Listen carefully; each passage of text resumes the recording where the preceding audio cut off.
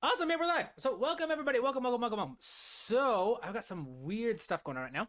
My computer is getting a little bit of an update, getting some added, getting some more hard drive space added, some new SSDs. So I am not on my computer. I'm on my laptop right now, which is quite odd, or at least it feels odd for me. I'm gonna mute my phone. But yes, so here I have a project I'm actually working on at the moment. For it's a current soundtrack for another theatrical production, and I'm starting to arrange it. Now I figured I would share it with you guys. Welcome, Euthymania. Flim Flammer can't join us today. That's a bummer. Welcome, 23. Welcome. Now I am having some issues though. Is the problem? Is even though I have voice meter set up on my laptop now. And if I hit play, you guys can see that voice meter's picking it up, but you can't hear it, can you? No sound. Hold up. Can people hear me? Common experience says no sound. My microphone is fully panned to the left. What's going on here? Let's see here. So I've got. All right, so I'm gonna pull up OBS here, so you guys can see this. All right, I apologize for the infinite mirrors issue. Okay, so 23 says I can hear me. Eliminate says that I'm panned entirely to the left. You're wearing earphones. My mic is panned. All right, let's see what's going on with the panning. Let's go to, no, it's not voice meter. Oh, you know what it is? It's because I'm using a voice box. Let's see here. Let's go to properties. Properties is like, all right, what are we doing here? Ooh, no, I don't want that. All right, let's see. How do I do this? So how do I stop this from panning? Let's open the mixing window. No, that's not what I wanted to do. All right, so we're figuring this out in live time because I am. Here we go. Audio input, monitor off. Let's do mono. All right, is it still panned? Let's put it into mono. Is it still panned? Can you guys hear me? All right, so if you're just joining, I'm working from my laptop today because my desktop is currently taken apart. It's getting some more updated parts added. Awesome. Wonderful. All right, so all right, so people, so common experience. Okay, so common experience can hear me now. All right, wonderful. So now here's the issue. Here's the next issue that hopefully you guys can help me troubleshoot. Is all right, so when I hit play, you guys can't hear this, can you? Yeah, you guys can't hear anything. Voice meter is picking this up. Cubase is not. Cubase is supposed to be picking up a voice meter, but it's not picking anything up. Now, I was trying to get this figured out before the stream started, but I couldn't figure it out. All right, does anybody have any ideas? All right, so while I try to work this out, why don't you guys throw in some questions about like music theory or something? I'll answer them to the best of my ability. I'm going to bring this down here. I'm going to look up OBS is not picking up voice meter desktop audio. All right, let's see here. Voice meter, it's likely due to incorrect audio settings within OBS where you might not have selected the correct input device. Voice meter, virtual audio cable, or the audio routing within voice meter itself could be causing issues. Check your OBS audio settings, verify the selected input source is voice meter, and ensure the audio routing on voice meter is configured correctly to send desktop audio to the correct output. All right, OBS settings, go to audio input devices, make voice meter or the specific voice meter virtual cable name is selected as the input source. Okay, so that's what I did. So if we go here, audio input capture 2, go to properties. Yeah, see? Voice meter VAIO. What's VAIO? Virtual cable name. I'm assuming that's what that is. Monitor option. What's monitor option? Is that monitor option? All right, so where's monitor? No, that's mono. Volume percentage. No, I don't want that. So this is active. Oh, monitor on. Monitor and output. Is that what's, did that do the trick? Let's see here.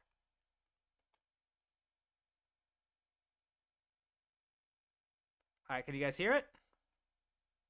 I don't think so. All right, so 23 is saying voice meter needs to be routed to OBS in its own app. Let's see that. Voice meter AIO. Nope, so yeah, you guys can't hear that. All right, so let's see here. Let's see here. So let's check what does Google say. Enable if you want to hear that. So monitor is enabled. Settings, audio. Let's go to file, settings. We'll go to audio.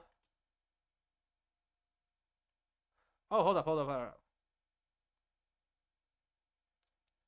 Desktop audio. Is this it? All right. So let's see here. Did that do it? All right, let's see if we can hear this. Do I need to go to audio? Desktop audio? Cancel. All right, so let's play this again. All right, can y'all hear this? I'm going to assume not. Because I'm not seeing anything else. No?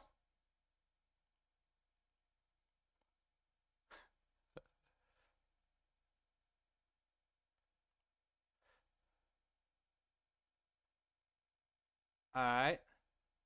And no one's hearing this.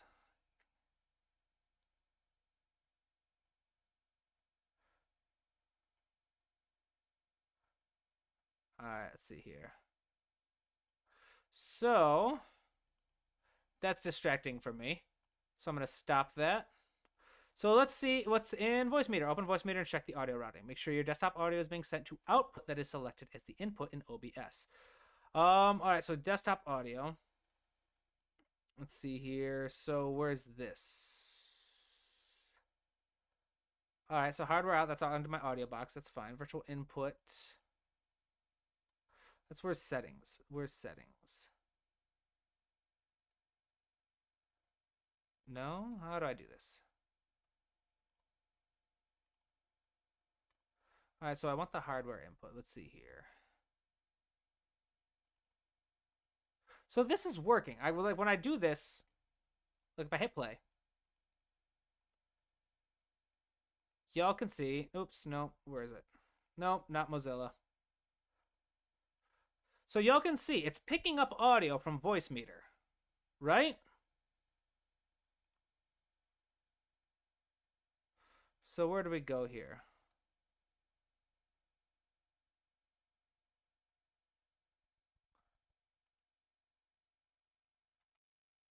Did that do anything? No, I'm not seeing anything happen. Hey, Vincent, what's up? All right, y'all haven't really missed anything. We're having a weird stream at the moment because I'm on my laptop and my laptop is different from because my desktop's getting like upgraded. And for whatever reason, no matter what I do, I can't seem to get OBS to pick up audio from voice meter. Let's see here. Let's see what I can do about settings. Let's pull up settings, shall we? How do I get to the system? Let's do sound. All right, so where to play sound? So voice meter. Voice meter is the default. Yeah, so voice meter is set up. Input for speaking or recording. So to play sound, would that be... Let's do voice meter output, shall we? Did that do anything? Hopefully, let's see here.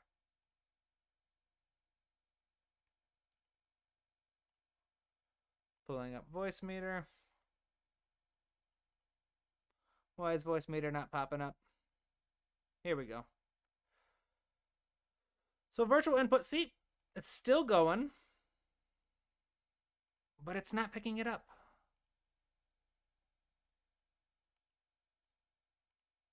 Is that doing anything? No, it's not. Oh. 1 second. No, that's doubling my voice, isn't it?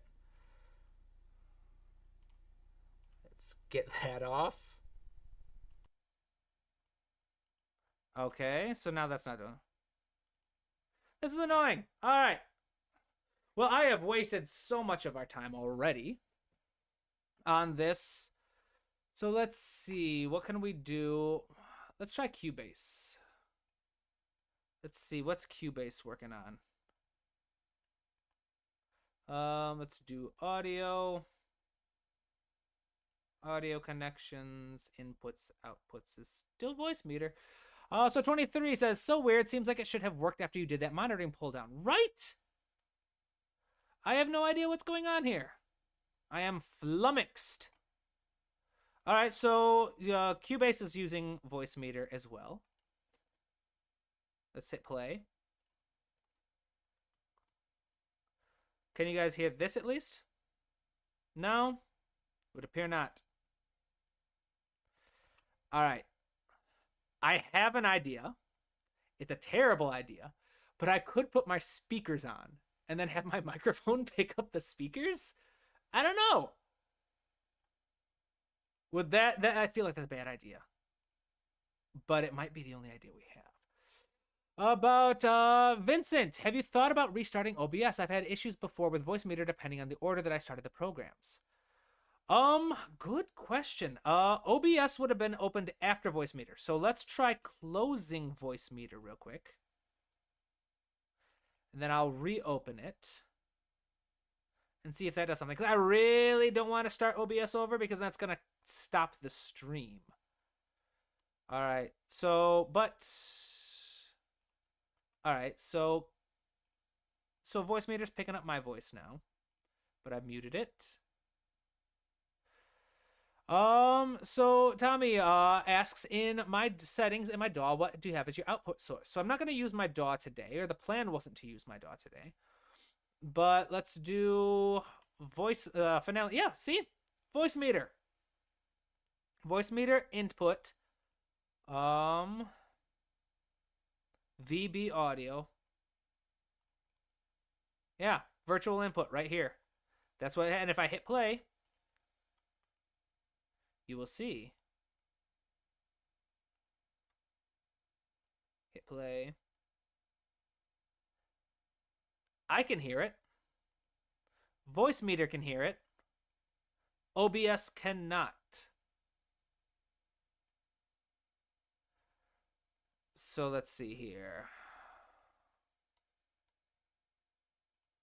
So it's this one. That did nothing. Nothing. This is annoying. Let's see here.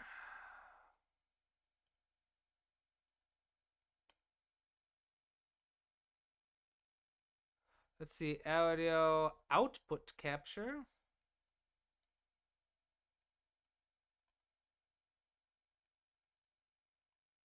Let's try that. Nope.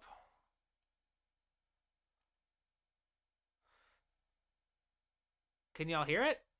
I don't know. This isn't popping up. All right, there's some VAL. Let me know. Do you guys hear this? Because it's not showing up. Yeah, I tried adding desktop audio right here.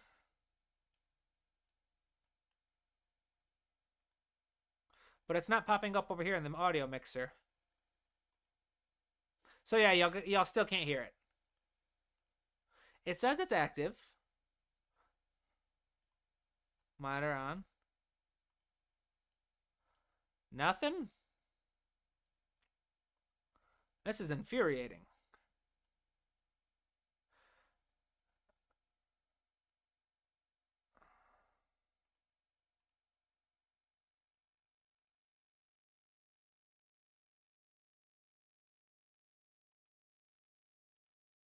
How about now? Can y'all hear it now? No? This is so annoying. Why is OBS not working? Wait, what version is OBS on? Is this an old version of OBS?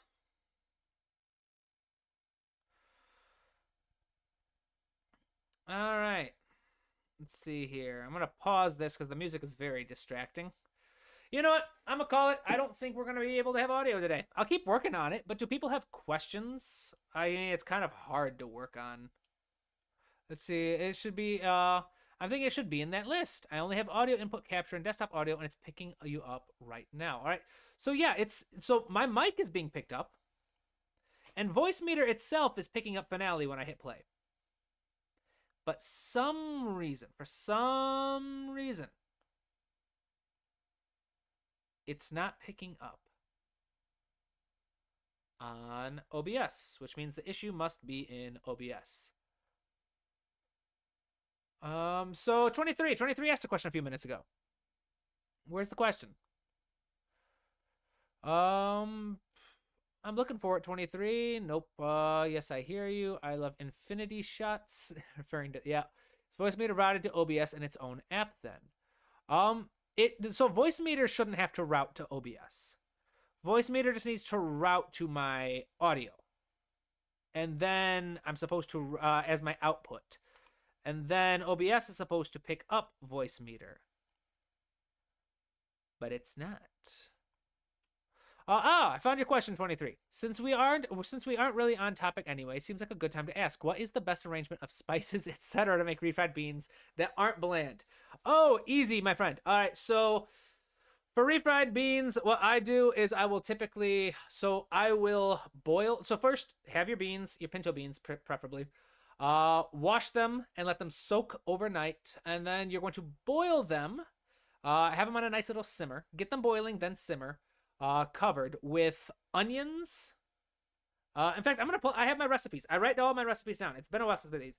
I can tell you exactly what I do. Well, we try to fix this stream. But for basically every pound of beans, I don't need the recipe. I have it memorized.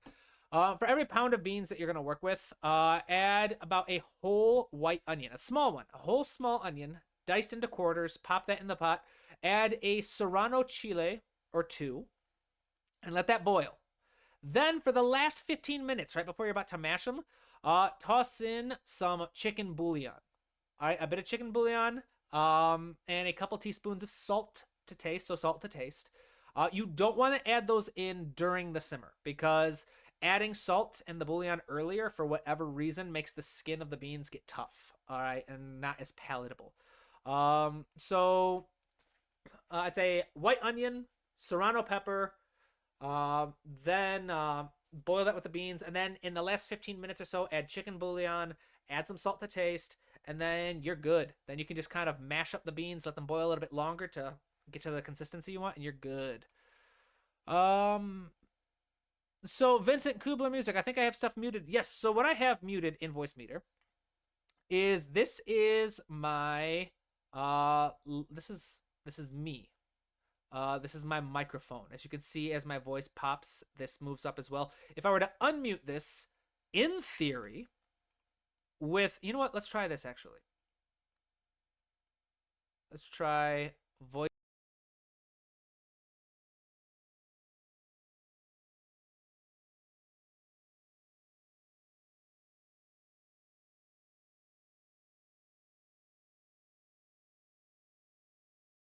I see, even when I swap this audio input to Voice Meter, it's not working. 23 enjoying. Thank you. I'm glad you like it. Yeah, I am working on so yeah, for those of you who don't know, I am an accomplished Mexican food chef. Or cook, I should say. I used to be one of my abuelita's caregivers, and so I learned all of her recipes. Let's see here. Audio. Yeah, why is this not working? This is so annoying. This is very frustrating. Anyone else have any questions? They can be about music, theory, working with directors, recipes, I guess. Anything you like, my personal life. I'll answer questions about my personal life within reason. Um let's see here. Let's see here. Should we try? Yeah, so this is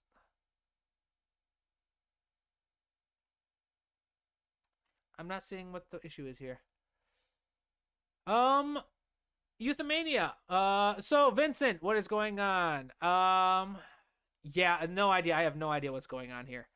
Um Audio box is working. Let's try. You know what? Let's try something a little risky. Shall we? All right. So what do I have here? It says line audio box. Let's try swapping this to I don't want the audio box line. So what if I get rid of this?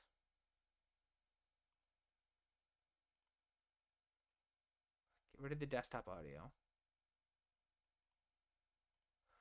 And let's try adding, let's see if I add an output capture.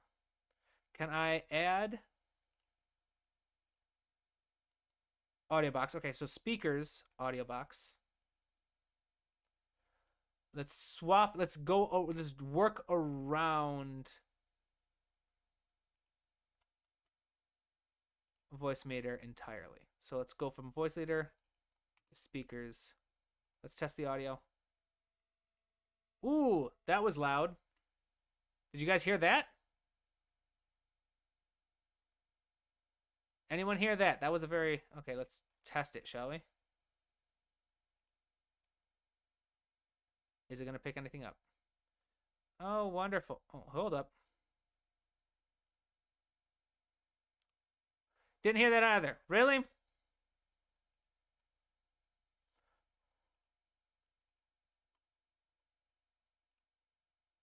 Let's try swapping this.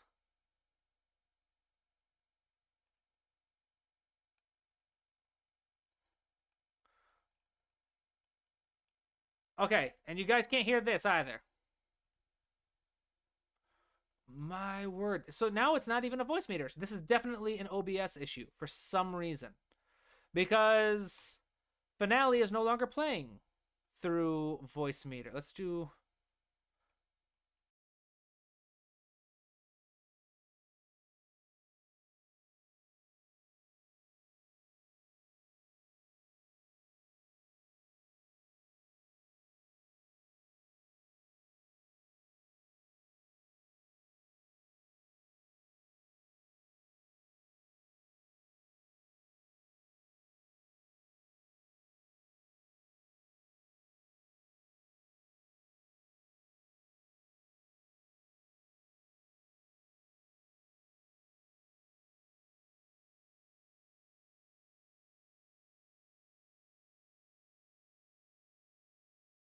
So let's free that up. All right. Can you guys hear me again? I think my mic... Okay, so now you guys can hear me again. All right, so Finale is doing something weird. We might be getting to the bottom of this. So when I swapped Finale to be using my audio box, suddenly OBS couldn't use my audio box anymore. So we'll swap that. So it's set up to speakers. System sounds. All right. Let's see here. So you guys got my audio. This is so frustrating. All right, so Vincent was saying, what is my favorite way to use... No, Euthymania was asking my favorite way to use diminished chords. My favorite way to use diminished chords is... Well, it's difficult to demonstrate without audio. But I love using diminished chords for... what's the word I'm looking for? Not unexpected, but deceptive resolutions. You can use a diminished chord to resolve to so many different directions. So I love using them as a tool for modulation. Let's see here if we can do this again. Speakers, audio box. Da, da, da, da,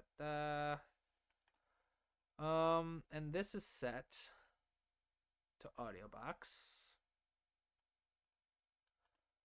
Let's see here. Maybe if we want audio input capture and have that be audio box. Is that possible? Voice meter, Realtek. No, because it wants a line. Well, that's my microphone. I want the speakers. Oh, what's this? What's going on here? Default. What is the default? Would appear to be my microphone, which means my voice is probably doubling. I apologize. Got rid of that. Now that's my video capture device. Oh, Lord have mercy. All right, this is a very frustrating stream. But that's part of the weird things about being live, isn't it? You never know what's going to end up happening. So no, that's my video. Audio, because the app's got game capture, no. Media source. See, it might just need. Yeah, OBS might need an update. But I don't want to update OBS because then the stream has to end.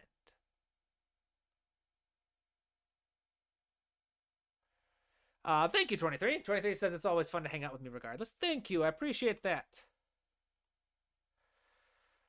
Let's see here. Audio device setup. Play through VST. Audio setup again. Let's try ASIO.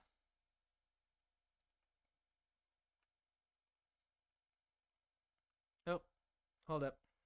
What happened? All right, ASIO is not the option because ASIO seals everything off. Direct sound. Let's try speakers, audio box.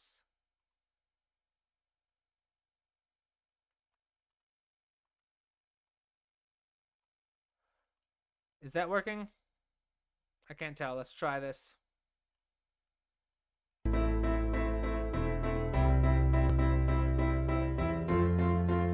Oh! Can you hear it? Oh, I think you can hear it.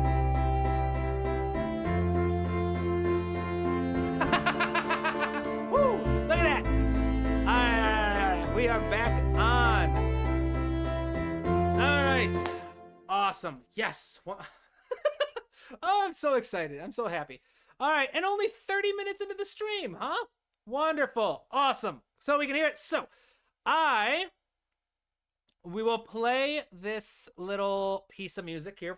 This is an incomplete piece of music. This is the very beginnings of a sketch for an ensemble for my current soundtrack, which is going to have a live band that consists of trumpet, saxophone player, trombone, drum set, electric bass, and piano.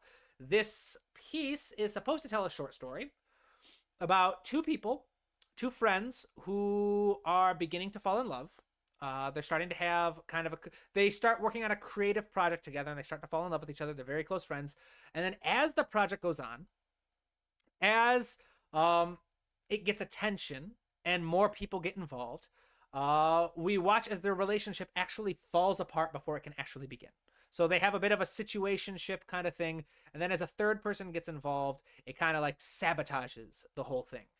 So a sad little song, but it's supposed to sound quirky, a little bit fun. And so yeah, we'll play the basic arrangement I have so far. And then afterwards, I will play, I'll answer Vincent's question. Welcome, Double Owl. Are you just joining? Wow, you missed the most useless first half hour of a stream I think I've ever had. We spent half an hour trying to troubleshoot why OBS wasn't picking up Finale. I still, quite honestly, don't understand why it suddenly is, but it is. So I'm not going to look a gift horse in the mouth. So let's listen to this little sketch, shall we?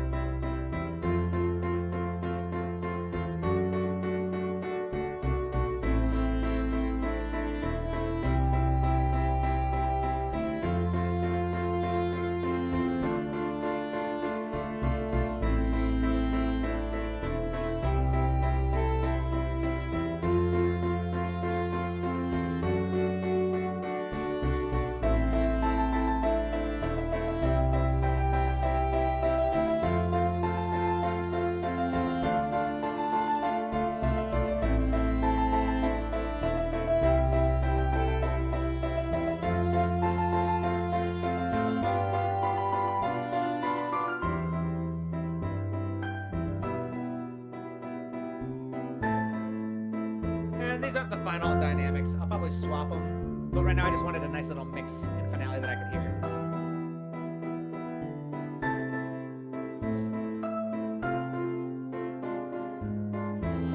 And then, you know, I'm a sucker for counterpoint, so I always want to make sure all of my melodies can layer with each other.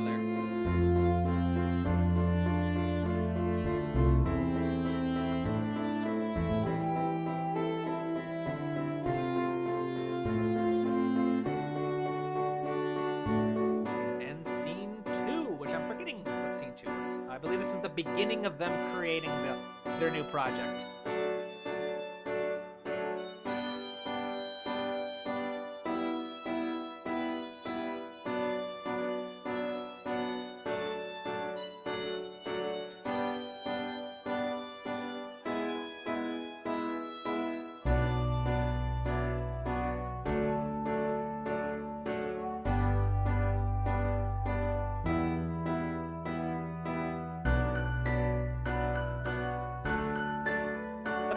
Super loud for some reason.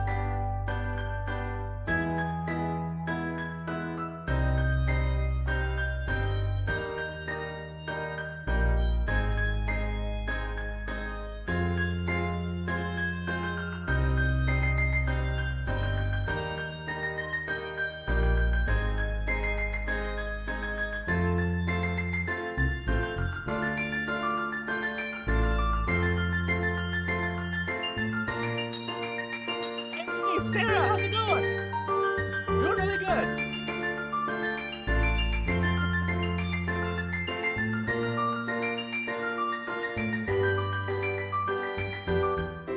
Wait, how do you know I have a channel?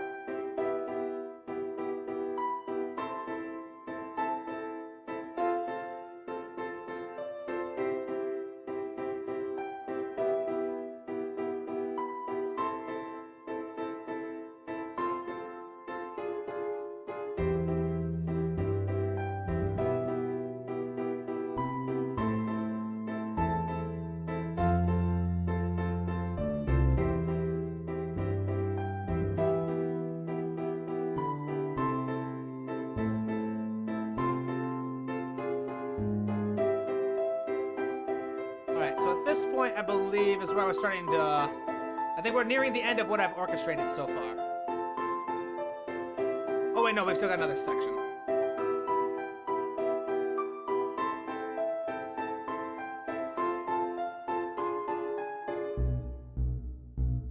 Alright, so this is where the music gets a little more abstract. A little more modernist in a way.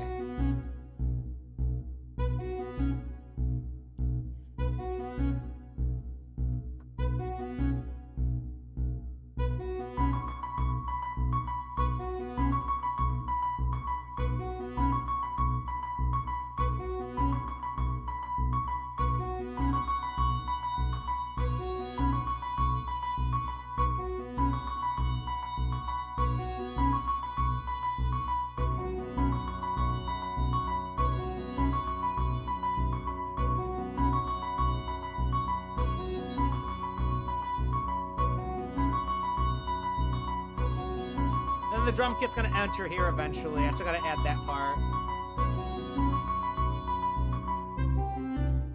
Bit of a modulation. isolation.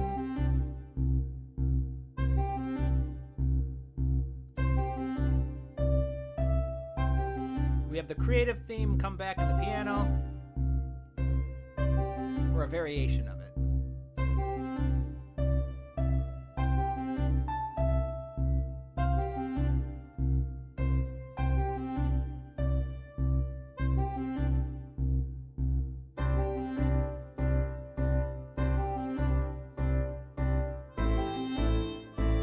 Creative theme comes back, layered with cadence motif.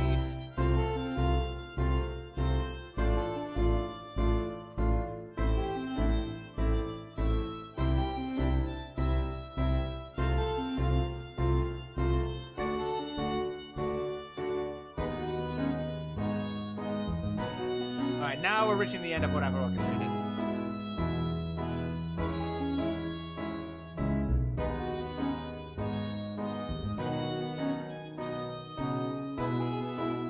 Thank you, you the mania. Ooh, sounds like there was a wrong note there somewhere.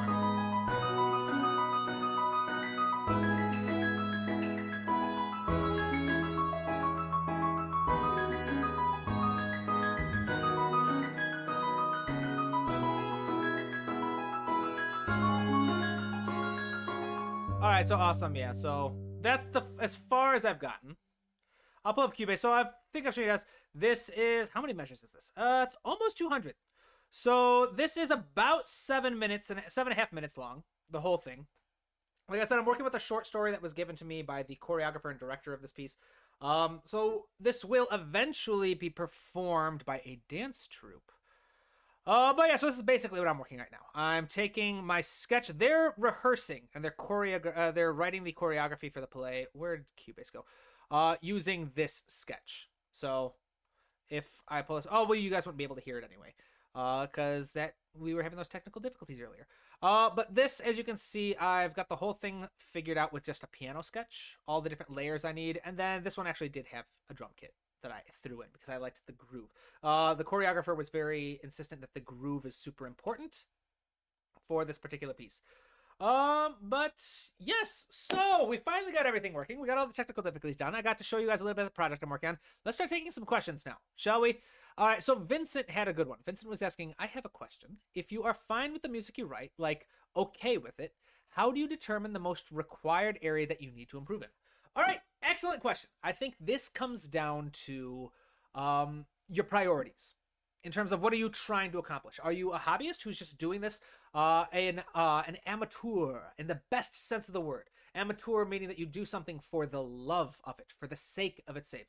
So some of the greatest musicians of all time were amateurs, because they didn't have to worry about who was paying them. They were just doing it for the love of it. So if you're doing it for your own sake of love, for the hobby, for your passion for the music, then I would say go with whichever one you're most interested in. If you love orchestration, start studying orchestration, all right? If you want to learn more about harmony, check out harmony, all right? Learn about different types of functional harmony versus non-functional harmony. The more classical approaches, like with Peter Ilyich Tchaikovsky's book on functional tonal harmony, or something more modern, like Randy Feltz's book on reharmonization. Or something even more modern. My textbook. Of course. Gotta do ads. Yeah, awesome. Check it out. It's good. But so yeah, I'd say if you're doing it for the love of it, you're just trying to find some stuff out. Try just finding the stuff that interests you. Right now, I'm working on learning a lot more about synths, as well as I have to do a lot more oral training. You guys actually, I haven't told you guys yet this, but I applied to grad school for music.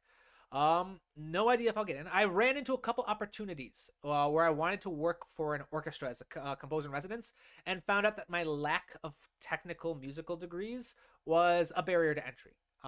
Even though I have a wonderful career, I've got many credits to my names. I have a CV that's over 20 pages long, which is a resume, like an academic resume that's over 20 pages long. I've been able to do a lot of things. Some people, for whatever reason, just see the lack of letters after my name and say, we're not going to work with this guy. So I decided to apply to some grad school programs, and University of Michigan and Michigan State University. I applied to both. They both gave me special permission to be considered based off my career and just some networking I'd done. Because technically both programs require me to have a bachelor's degree in music to be considered eligible, but I don't have one. But they gave me permission to be considered anyway, so I'm excited about that. We'll see what happens. And of course, if I do end up going to grad school, I will be taking you all along for the ride with me. I'll be sharing everything I learned with you. Yes, so Vincent says synths are awesome. I love them in the epic fantasy action genre. Yes, synths are amazing, and I'm having a lot of fun learning how to use them. I will eventually make some tutorials about it. But so that was the first part. If you are an amateur and you're doing this for the fun, then I would say, yeah, just pick the part that you're most interested in. If you want to learn more about orchestration, learn more about orchestration. I would say if you are looking for a foundational approach, if you are trying to become the most technically sound composer you possibly can, there are 3 areas I recommend practicing. Melody writing, harmony and music theory, and orchestration. So if you are trying to become more technically sound, I would say pick one of those and really go hard on it. If you want a good resource, again, I have my textbook, I have my books, that you can check out. But also, if you go to tabletopcomposer.com and you go to the Academy tab, you will find free resources. 4 free resources, in fact, 4 classes, all very high quality. Music Theory and Harmony 1, about functional harmony, 1 about melody writing and structuring in music, then a class on instrumentation, and then 1 on actual arranging and orchestration. I would say if you haven't taken these and you want to build a really strong foundation, these are all 100% free. I do ask if you do take them, please donate at least $1, just to show some support and help support the creation of new classes. Functional harmony, I would say start with the harmony class first, then move into melody, structure, and form, then instrumentation, and then arranging techniques. That's what I would recommend, the order. But you can take them out of order. They don't have to be followed in any order. These are all about music theory. And they are, so functional harmony is specifically all music theory about writing good, solid chord progressions. All right? Interesting, exquisite chord progressions. Number 2, melody. The melody class is all about writing melodies and then turning melodies into full-length pieces of music. And then, of course, the orchestration 1 and 2 are both about writing for the modern orchestra. Now, if you do want to learn all of this stuff and more specifically, you want to learn a workflow that helps stitch it all together and has a very big focus on telling stories with your music, like I have to do with my soundtracks, I would recommend going to my bookshop and checking... Oh, I forgot to stop the sale. All right, so they're still technically on Black Friday sales, I guess. So grab that before I get off my lazy butt and turn it off. But the textbook, this one right here, The Musical Storyteller, it teaches you all of the stuff found in those classes plus more, and it structures all of it through the lens of telling stories with your music. You can find it on Amazon. I'm not going to click on the Amazon link because I don't want to show you all my address and where I live. But you can find it on Amazon for physical copies. It's 400 pages long. It's got assignments and all that cool jazz. Very good reviews, as you can see. And if you do want to see what's in it, table of contents can be found in this as well. You can see 13 pages of the table of contents. You can see literally every single topic that gets discussed in this book in detail. But so that would be a great resource for getting started. Let's see here. The question was about how to know where you need to go. So yeah, if you are looking for, that's the hobbyist, you're doing this for the love of it. If you are going from a professional standard, if you are trying to make money off of this on any way, shape, or form, whether you're going full-time, part-time, what have you, I would say you first need to start. In fact, I'm going to pull up a notepad, shall we? Sticky notes. New note. And while that opens. And this works well for amateurs as well. But I recommend a model that I actually learned while working as a strength coach. Like a model of training. This typically goes for working with athletes, but I found it works for everyone. With an athlete, for say I'm working with a power lifter, someone who's got to meet in 6 months. And we want to hit a specific number. That's the first thing. You set your goal. What do you want to accomplish? Say they want to have a 600-pound deadlift in time for the competition. That's 6 months from now. We say, all right, 600-pound deadlift, that's the goal. Where are we now? All right. Let's say they've got a 550-pound deadlift right now. All right, we've got a 550-pound deadlift that we're starting with. We want a 600-pound deadlift. And then you figure out what's the time in between and what's the gap. There's a 50-pound gap there that we need to somehow overcome.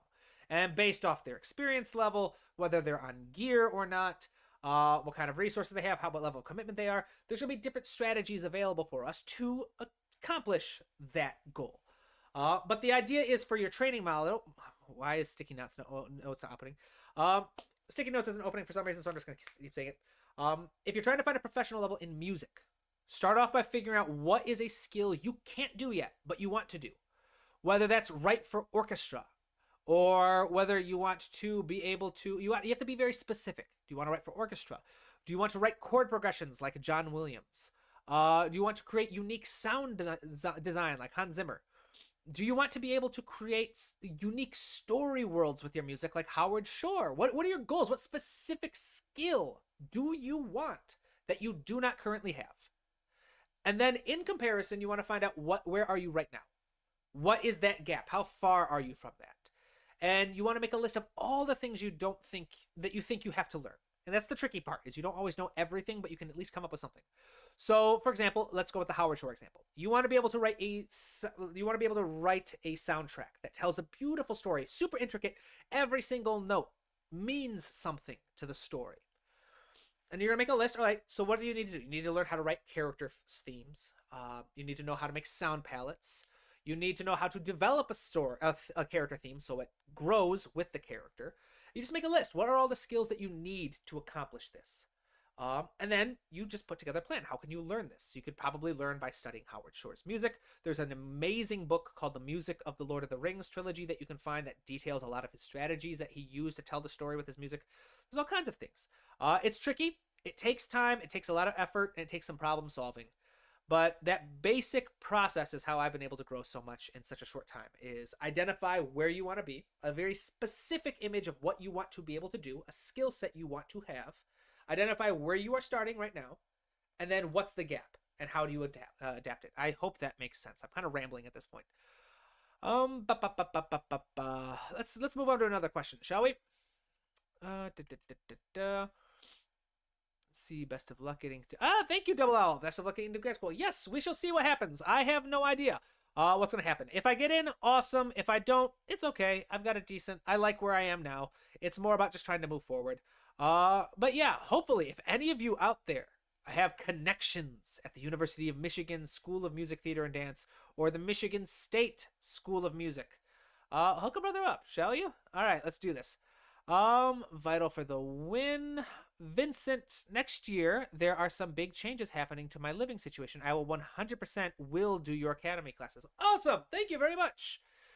My pleasure. All right, awesome. So it looks like we're all caught up in questions. Yeah. What do you guys want to talk about? We got time now that we finally got finale working. I mean, I suppose this is technically a Q&A and hangout while I compose. So I suppose I could just keep working on this project. And if you guys have questions, you could throw them my way. Aha! I went too far. Let's see here. Yeah, if anybody has questions, let me know in the comments. I'd be happy to address them. For now, I'm going to just keep working. So I am on measure what? Measure 161. Let's find measure 161. What do I have going on here? All right, so this is super simple. This is just gonna go in the piano. I'm gonna keep this. So I've got it opened on my other screen. I've got two screens going on right now. Let's put this in the piano. Measure 61. I'm going to add another rehearsal mark because this is the start of a new scene. I don't know why it's doing that. Why is it going over the saxophone and not the trumpet? But it looks like I have half notes going on. Let's put this here, G, and then, so it's a C minor,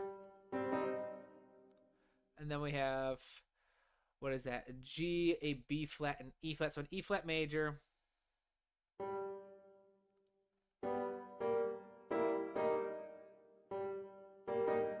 And then I have what is that? That is a G. That's an A flat major. Looks like it.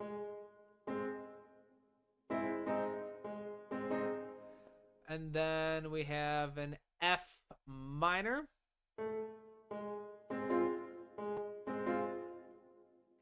And you'll notice that I'm not using a key signature. I'm using accidentals. Accidentals are these little sharp and flat signs.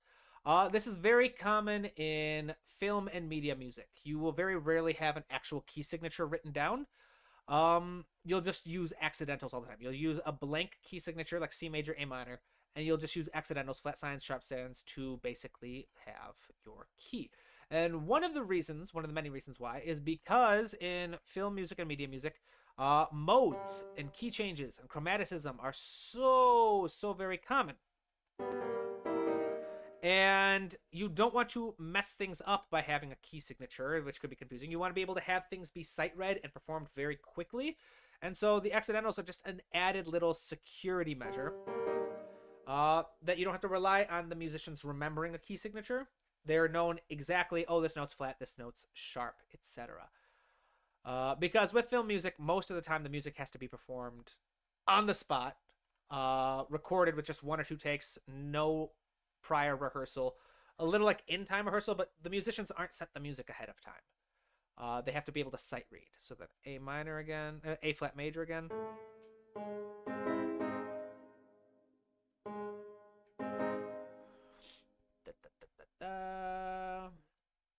And then it was an F minor with an A flat. It's an inverted chord. And then it was... Oops. No, that was it. And then an A flat again. Then D minor. So let's listen to this. Let's start the playback on measure 161.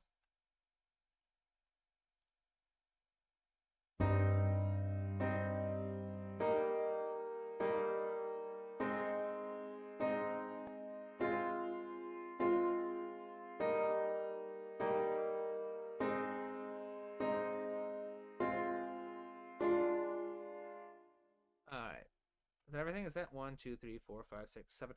I skipped a measure, didn't I? Because I do 8 bar. Yeah, I do 8 measure bars. So where did I skip one? So if y'all are wondering, this is what I'm looking at right now. I'm looking at my sketch.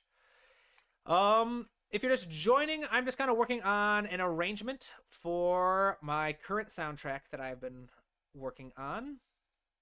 And I am entering everything by hand because I'm working from my laptop while my desktop gets an upgrade. 1, 2, 3, 4, 5, 6, 7. Yeah, so I missed a bar. So I have C minor, then I have an E flat major, then I have an A flat major, and an F. Here it is. This is where I messed up. Is it? No, it's not. That's an F. That's an F minor, like I'm supposed to. Here it is. This is supposed to be... Pop that there. We'll just copy over here. So then it's supposed to be a C minor again. And it's supposed to be an E flat major again, which we have here. Then there we go. Yep, there we go. All right, let's listen to it again. Well, actually, we don't need to listen to it again. Let's just add it. Let's add the next line, which is my pseudo melody, which was written as a bass line because the bass line in this section is the love theme. The bass line in this, so the love theme in this story is played in the bass. Because the kind of situationship between all of the characters is what forms the foundation of the story. So I had this super corny idea of, if it's the foundation of the story, what if I make it the foundation of the music as well? All right, so let's see here. So it's a C, then a G, then an E flat. So I need to lower that. Then it was an A flat. then an E flat again, then an F, and then a C, then a G, up an octave, and then an E, up an octave again. Then I want an A, then an E, an A flat, then an E flat, and then an F. Do I have all my accidentals that I need? Looks like it. And then this is actually written to be played in octaves. So we're going to preserve original notes, raise it up an octave. Is this the proper octave? Yes, these are the octaves it's supposed to have. Let's listen to it.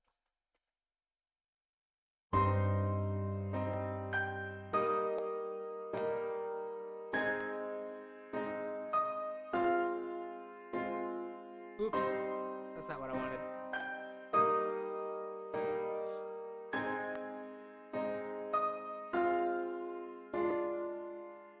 All right, wonderful. So let's pull up Cubase again. So this is what we just put in.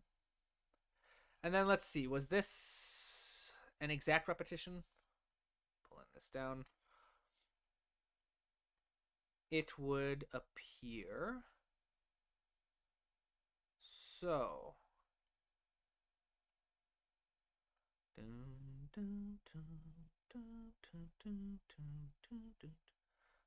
All right, so yeah, awesome. So this is an exact repetition. So we're just going to pop that in. And then we have the love theme come back. So this is going to be in the bass line. I'm going to move this up here. Again, if anyone has questions, let me know. I'm just kind of rambling at this point while I write music. If you are enjoying it, that's awesome. If you're enjoying it, let me know you're enjoying it. YouTube loves comments. YouTube also does not like silence. So saying something, emojis, hey!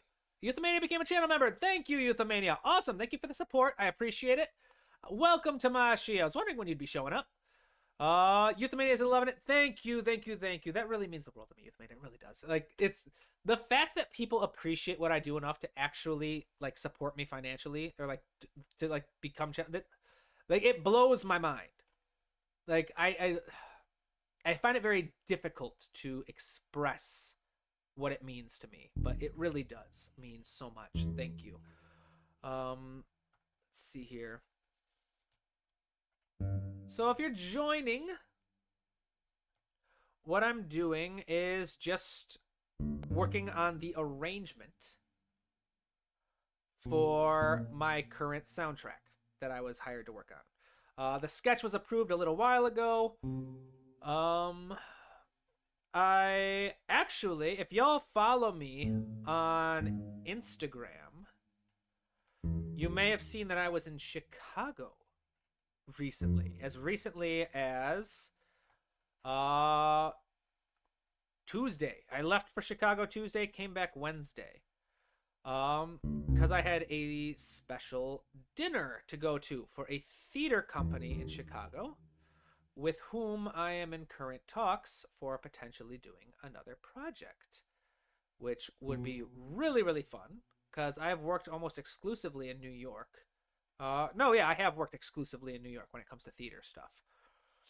So being able to do something in Chicago, which would be really cool, especially because I have actual family in Chicago. I have quite a few cousins, actually, yeah, who all kind of moved to Chicago for some reason. It is a beautiful city. I do like it, and I would love to spend more time there.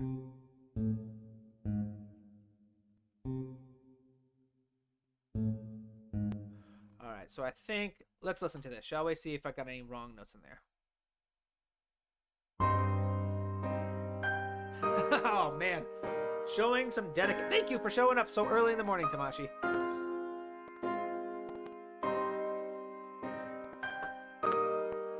Hearing some crackling and popping. What is that? Ooh, that sounded wrong. I forgot That's an E flat. That's an E flat, not an E natural. So let's start on measure 169, actually.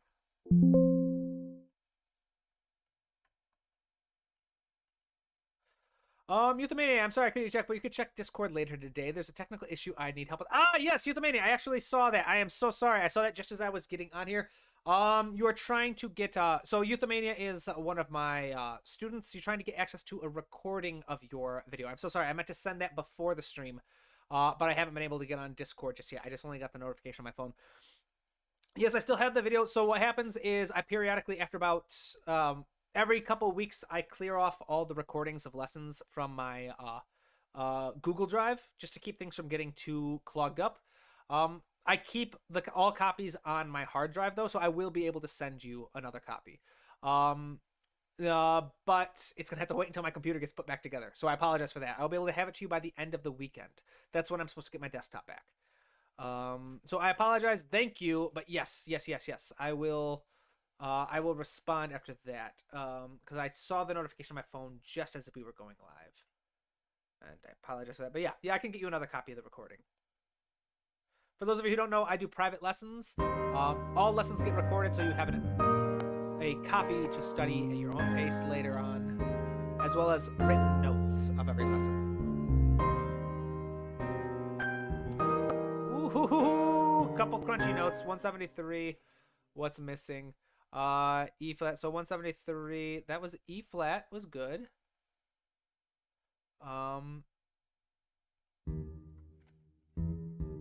E flat. So that's went wrong.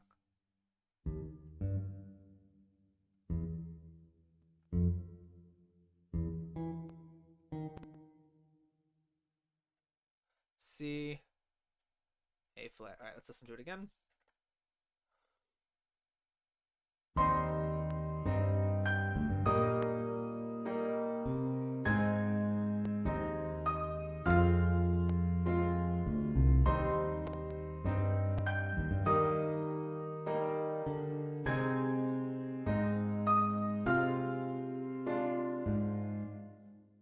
Here we go. So then we're in our last section, which the drum kit would enter. I have not written out any of the drum kit parts, though. Is this a modulation? I believe this is a modulation, isn't it? No. So yeah, same chord progression, just adding some rhythm to it. Let's do this. So again, I'm going to move this onto my other screen. Let's do this here. Move that down. How's everybody's days going? I'm not gonna lie, I'm feeling pretty good. I'm feeling a little burnt out. But nothing crazy. The holidays are coming up, which is nice, so I'll be able to take a break. Let's see here. Dun dun. So we want a G. So a C minor. And then we want a rest.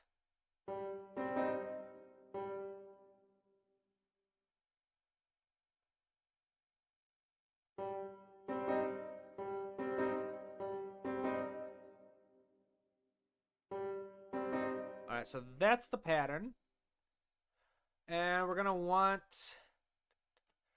some of these are going to be staccato.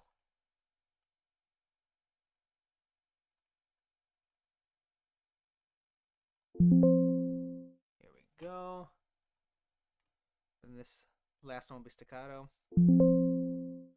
And then, because I don't want to have to write all of that out again, and it's a repeating rhythmic pattern, it will be quicker to just copy and paste this. So Tamashi, will there be only piano in the instrumentation or something more? Oh no, yeah. So you can see in the instrumentation I have a 6-person band: trumpet, alto sax, trombone, drum set, electric bass, and piano. This is the ensemble that will be used for the performance. Yeah, Tamashi, you weren't here earlier, so you didn't hear the original playthrough. Don't worry. We're actually about to finish the bare bones arrangement of this. So we'll listen to it from the top. in just a moment. Then I want to bring... Then this was A flat major.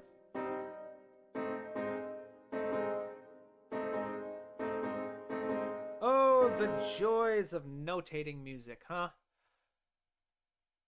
Sometimes it's just very slow paced.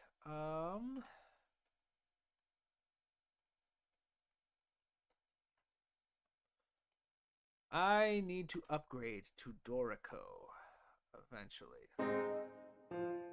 Oops.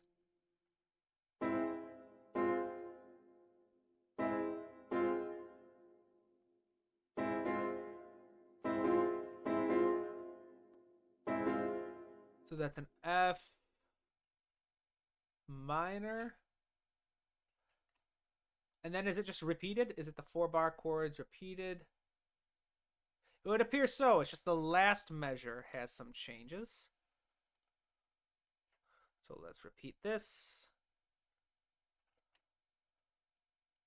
And it's an F minor into a D diminished in the second half.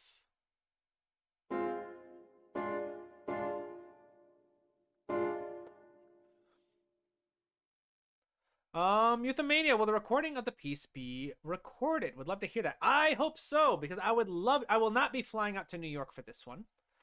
And I would love to see the dancers' performances on top of this. So for those of you who aren't aware, this particular soundtrack is for a dance troupe out in New York. And the concept of the album is very simple. The concept of the performance, it's 12 short stories, each one leading into the next one. And the really cool thing, one of the reasons why I joined on in the first place, was because it's a team of composers without a hierarchy. So which is very rare. Usually there's always a hierarchy in terms of, like, this is the head composer and they write all of the cool ideas, and these are the assistant composers. Their job is to write the arrangements and do whatever menial tasks the head composer tells them to do. But the concept for this was that there's going to be 4 different composers doing 12 different songs, each one with a different personality and style. There's also 4 different choreographers, so you can see how they kind of get jumbled up and moved around, so that every short story has a different choreographer, composer combo partnership. And yeah, so I would love to see how they all kind of get put together. I'm going to save, because it would be so sad if I lost all this progress.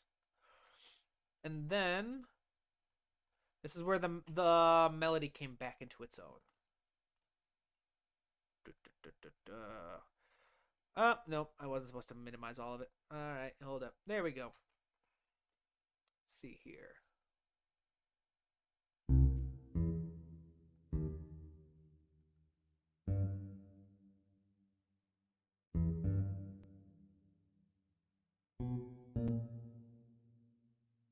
Ooh, 1 second.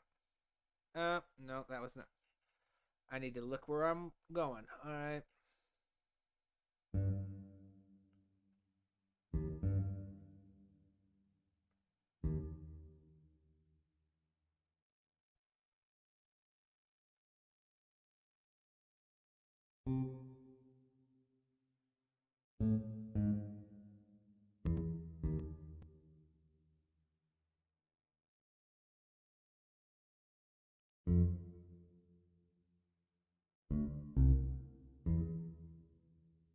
Oops.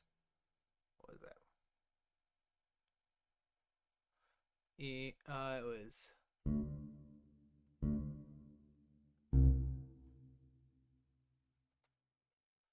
Euthymania, Ed Hoc, welcome, Ed Hoc, welcome. You know, this turned into a pretty decent stream, actually. Given the first half being first half hour being entirely technical difficulties, I'm reasonably happy with how this is going. Welcome, Ed Huck. If you've got any questions, if you're just joining us, I'm working on an actual an arrangement. I'm looking at my piano score, my piano sketch on Cubase, and adding the different layers to various instruments based on what I have available to me in the ensemble that will be hired to perform for this soundtrack, which is what you will see here on Finale. It is a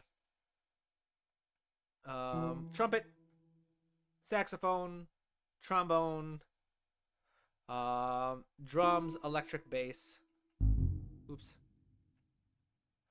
and piano.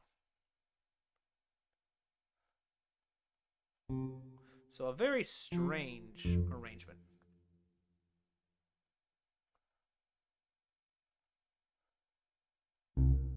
Let's listen to this real quick. Make sure there's no crunchy mistakes.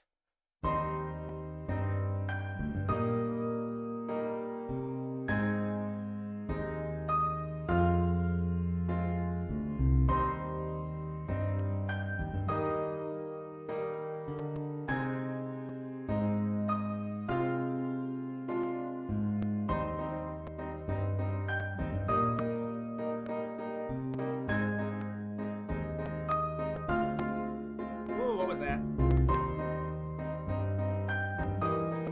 Who's making? All right.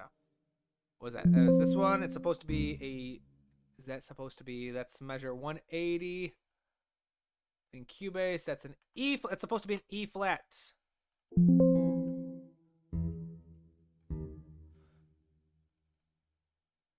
Wait, that's 180. No, it's supposed to be an F. D, C, E flat, G. Then 182 was the other one, right?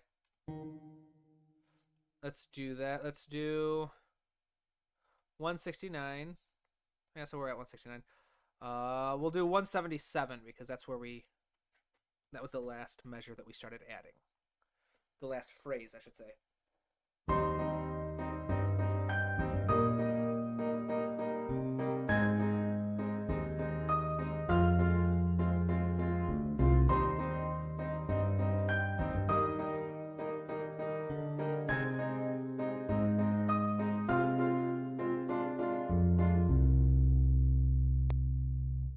A somewhat lackluster ending. I'll address that once I start tidying this up. Because like I said at the beginning, my first step is literally just trying to get my basic ideas out on paper. Shall we listen to it from the top? And then I can show you guys the other piece that I did for the short play. Ad Hoc says, cool, I just got home from a Brahms 4th Symphony rehearsal. That sounds amazing! And now you're hearing my crap. All right. Wonderful. Awesome. Yeah, I love it. So for like the special dinner thing I went to for that theater company in Chicago earlier this week, after a bit of networking, after like having to talk to a bunch of people, I am deceptively introverted. All right. So I love meeting people, but it's very draining. It saps me of energy. And so after a certain point, I also just felt super out of place. I was surrounded by like uber wealthy people. I am not a wealthy person in any shape of the word, meaning of the word. But so I felt kind of out of my element. I just needed a little break. And so I snuck off to see the stage of the theater. Because if I want to work with them and I want to write something for their production, I want to see what I'd be working with. And there was a symphony rehearsing on stage. And I don't know what they were performing, but it was beautiful, beautiful work. So yeah, let's listen to it from the top, shall we? We'll listen to this from the top. And then I'll answer any questions we got, and then I can show you guys the other one, shall I?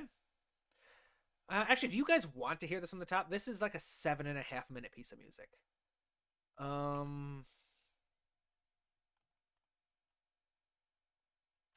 Let's open a different one. Let's do the other one, because that one's only like 4.5.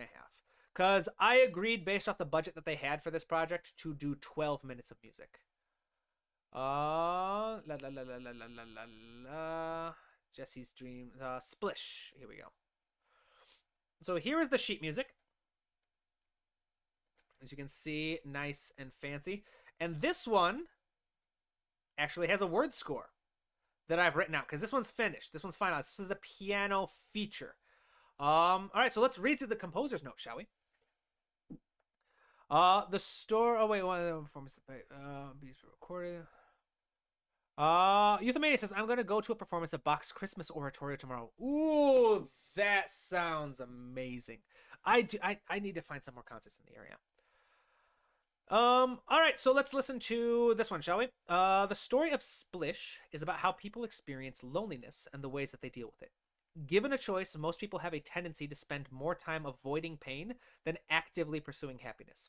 For example, how a person, when confronted with feelings of isolation, may choose to distract themselves from their emotions instead of putting in the effort to understand why they feel lonely in the first place and how they can actually make a sense of authentic belonging, acceptance, and love. In the story, the protagonist Jessie lives in New York and spends most of her time looking for ways to distract herself from how isolated and lonely she feels. However, she can never quite hide from it at night when she's forced to be alone with her thoughts. As the story progresses, she finally starts to realize that a big issue is in the conflict of who she thinks she should be and who she actually is. She lives in a massive city but feels more at home in a more rural or natural setting. No matter how hard she tries to convince herself that the excitement and energy of the city is where she belongs, or that the prestige of living in a famous city somehow gives her life more meaning, she can't escape from the fact that she finds it draining to be surrounded by the constant noise and never being more than a face in the crowd. She'll never actually find any real peace of mind until she at least recognizes the image of what she thinks she wants from her life isn't actually authentic to what truly makes her happy. The story doesn't end with her suddenly feeling better. Instead, it mirrors real life, where discovering the reason why you're unhappy or lonely doesn't automatically make things better. It simply makes you aware of a new choice. Do you continue avoiding the pain, or do you start making decisions to try and actively pursue something better? In the end, we are left hanging and wondering which choice Jessie will make. All right, awesome.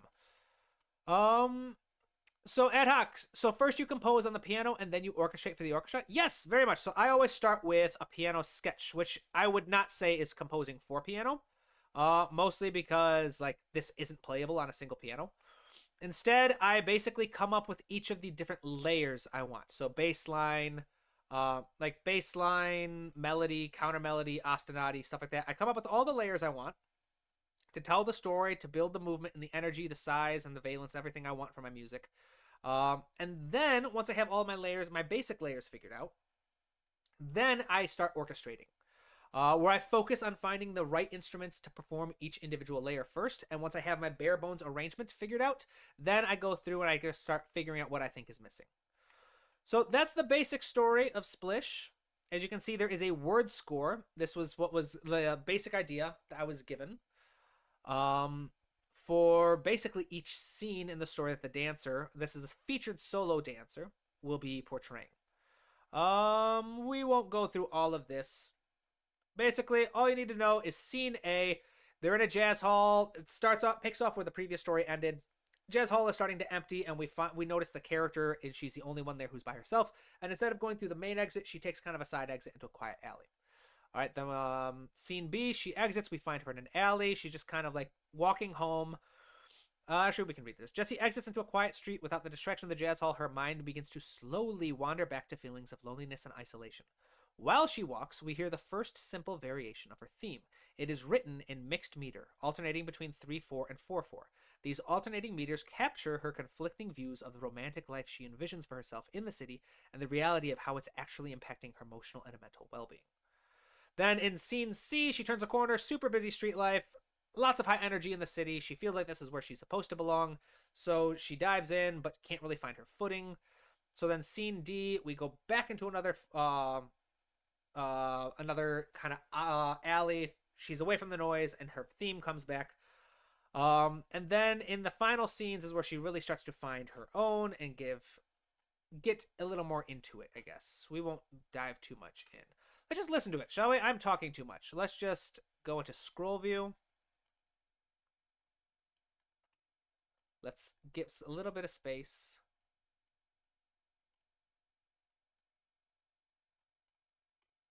And listen to it, shall we? Ooh. Hold up. I think that's too loud. No, it's not clipping. Alright, we're fine.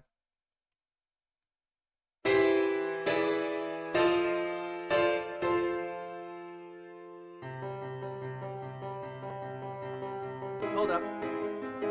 Why do I only hear piano? because piano is soloed. All right. There we go.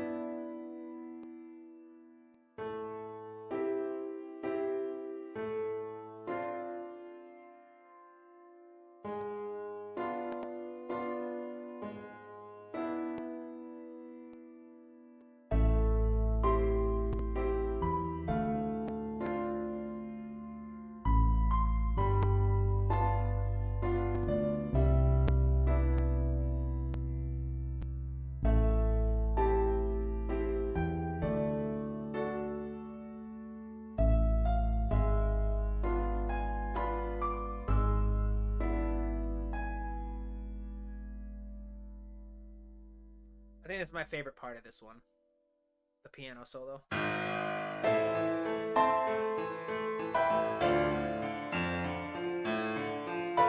Which sounds so much better when performed by an actual piano player.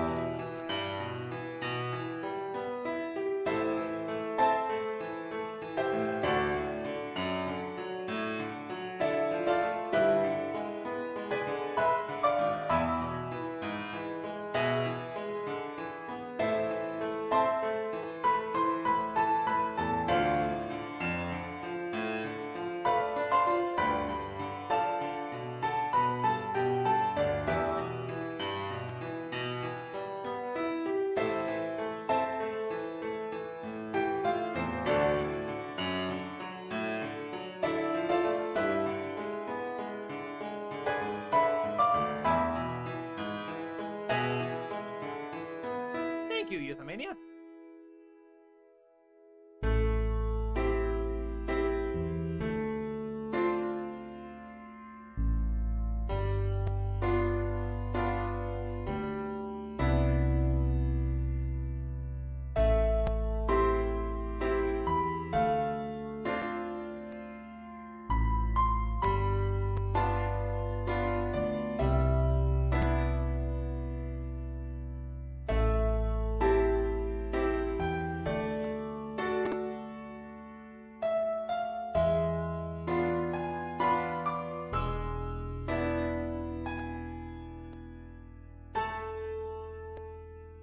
So this one is actually what I spent my time on the train ride to Chicago working on. Is writing out all the. I have this score, which the score is formatted. All right. Yep. The score is actually formatted properly, unlike the scrolling view.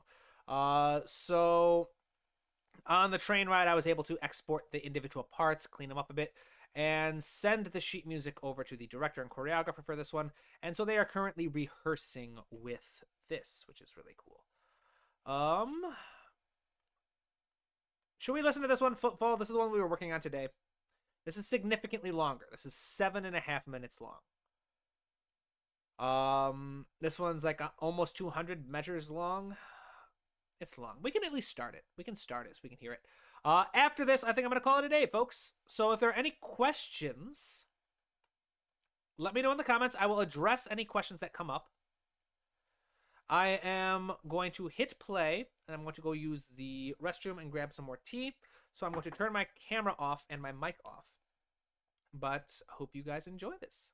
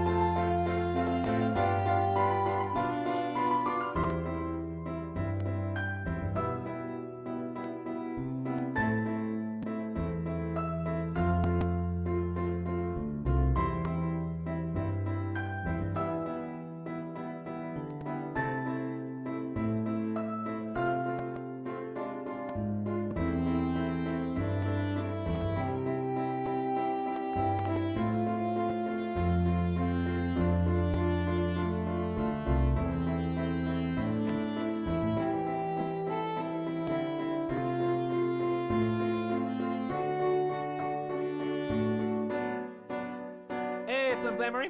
We're just listening to the piece we were orchestrating today, and then we're calling it a day. But if you have any questions, put them in the comments and I'll address them.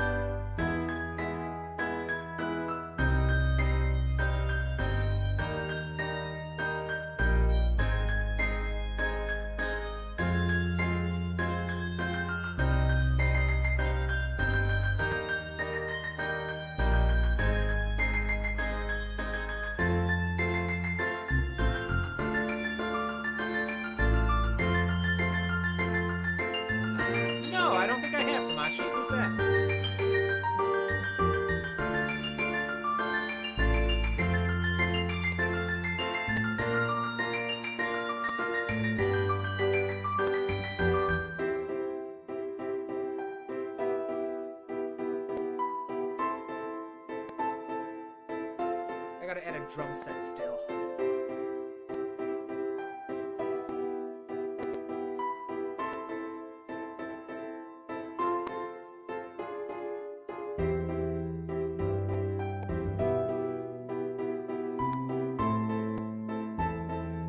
Ooh, I'll look him up. Thanks for the rec.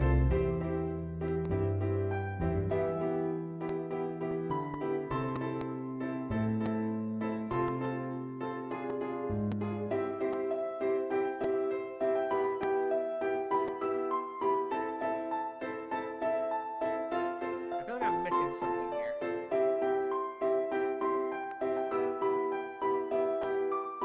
Oh, I am. The bass is supposed to be playing still. I gotta add the bass line to that part.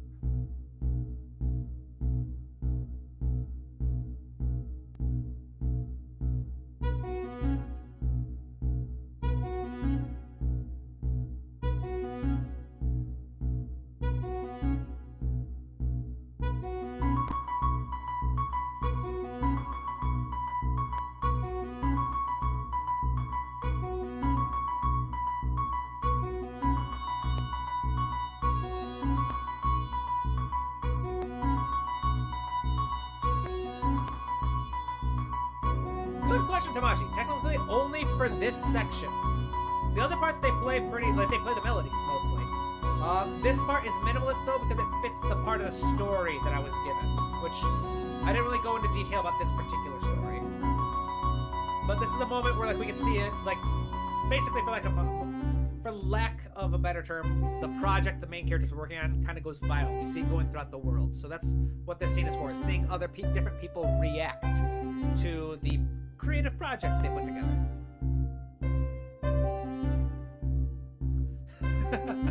And yeah, jumping part's a little tricky, but my guide was if I can play it, I don't mind having someone else play it, and I can definitely play this part.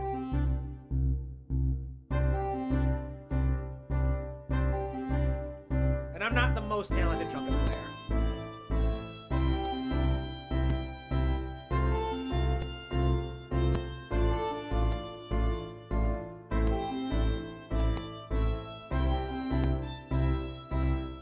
I suppose they could use a piccolo trumpet, though, if they really wanted to.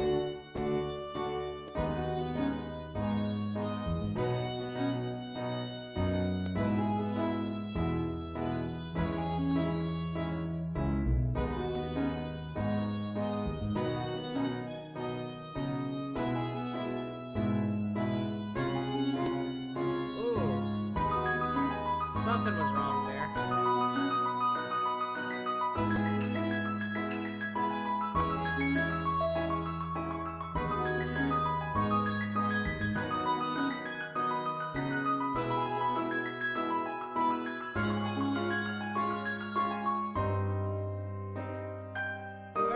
Get the little tail out for the dynamics there. A diminuendo, if you will.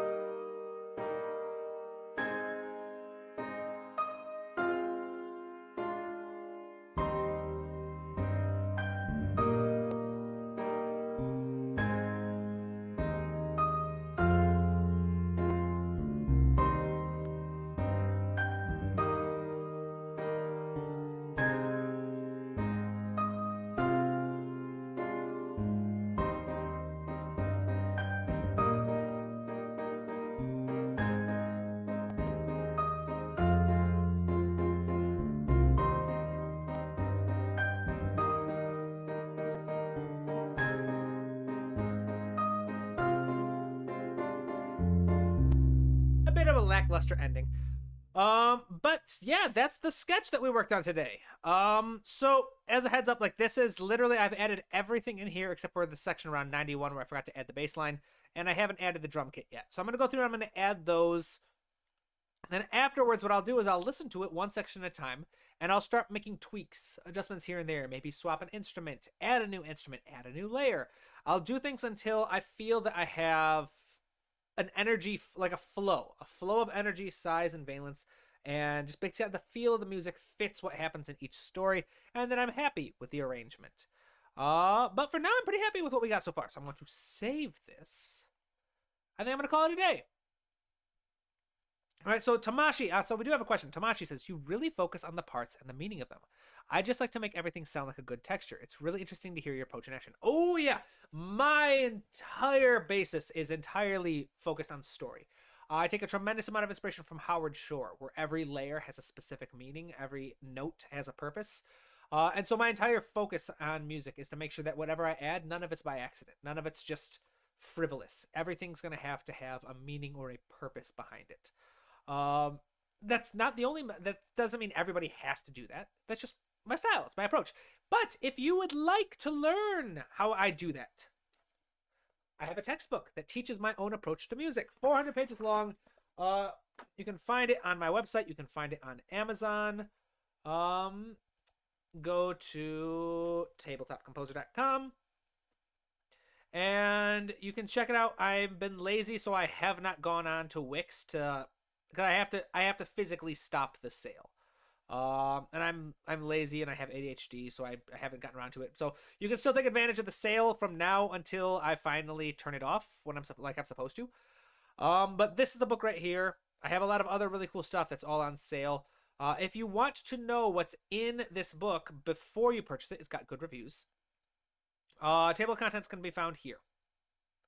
look through, you can see everything, and all of it is related through the lens of how I tell stories with music. 36 chapters, 400 pages. This ebook comes with a PDF version and an EPUB version, so you can open it up in all of your e-readers. And again, if you want a physical copy, just click this link to go find it on Amazon. But, oh, nice. Thank you, Flim Flammery. I'm glad you got the copy of the book. Thank you. I hope you enjoy it. If you have any questions, let me know. All right? So with that, people, I think we're going to call it a day. Thank you so much to everybody who stopped by. Thank you. Special shout out to Youthomania for becoming a new channel member. Thank you so very much. I'm trying to think if there's any other heads up. Oh yeah. So, updates to my Emotions and Music class are coming. I'm hoping to enroll a brand new, massively expanded class by end of January. So keep an eye out for pre-enrollments. There will be a special deal for everybody who pre-orders the class. Keep an eye out for that. And there was one other thing I was going to say. What was it? It wasn't a sale. Oh yeah. So I'm going to start planning. I'm going to have a new approach to YouTube in 2025. Where I'm going to have every single month at least one video. You may have noticed that I don't upload videos very often anymore. I mostly just go live. That's because my schedule has become so busy with different soundtrack projects and stuff like that. But I want to follow suit for Tom Holkenberg. Tom Holkenberg is a YouTuber and, more importantly, a film composer I greatly admire. But his approach on YouTube is that he spends the beginning of the year recording all the videos he's going to release and then just releasing them throughout the year. So I'm going to have at least 12 videos that I make ahead of time, and I release one per month. And then in addition to that, there may be other videos, because I'm already starting to get some sponsorships. I have a very cool sponsorship coming up that I'll be doing a video in January. I'm very excited. That may almost, I still want to experiment with it a bit, but so far it's pretty promising.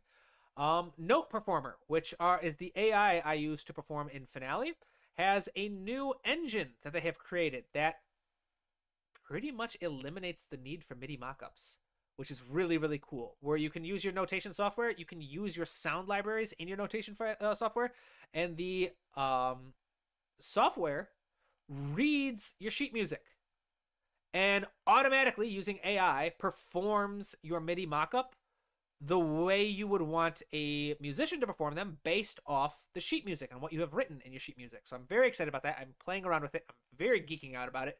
And I will be doing a video about that soon. So thank you very much. Yeah, that's kind of the cool stuff. Check out the website, support your boy. Become a patron, become a channel member. Thank you very much, everybody. I really appreciate all of you. 23 says, was a fun stream. Stay warm. Yes, thank you. It's blistering cold out. See you next week, and glad OBS got it solved. Thanks for the secret recipe. You're welcome. That's right. I shared my frijoles recipe. Good work. That's a reminder, at 30,000 subscribers, I will release my tortilla recipe. All right, which I know some of you are really waiting for. But thank you very much, everybody. I hope you have a wonderful, wonderful day. I hope you have a wonderful weekend. I will see you next week. All right? Bye-bye for now. See ya.